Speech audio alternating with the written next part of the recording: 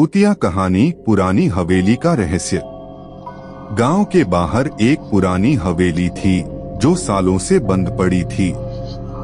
लोग कहते थे कि वहां रात को किसी औरत के रोने की आवाज आती है। कोई वहां जाता नहीं था।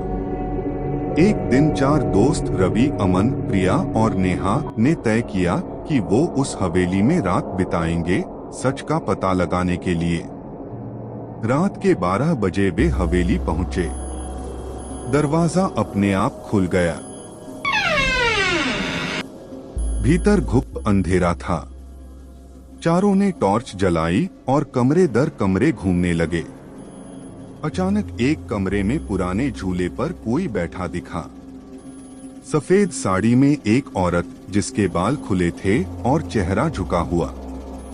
प्रिया ने डरते हुए पूछा, आप कौन हैं? औरत ने धीरे से सिर उठाया। उसकी आंखें लाल थी, चेहरा सफेद और भयानक। तुम लोग यहाँ क्यों आए हो? उसकी आवाज कांपती हुई और गूंजती सी थी। चारों चिल्लाते हुए भागे, लेकिन दरवाजा बंद हो चुका था। तभी एक पुराना नौकर वहां आया और बोला, मत डरो, ये आत्मा यहाँ 20 साल से है। इसकी बेटी की मौत इसी हवेली में हुई थी।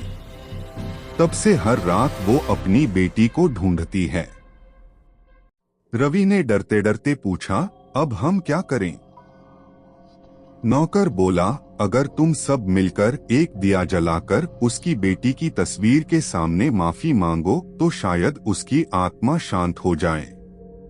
चारों ने वैसा ही किया।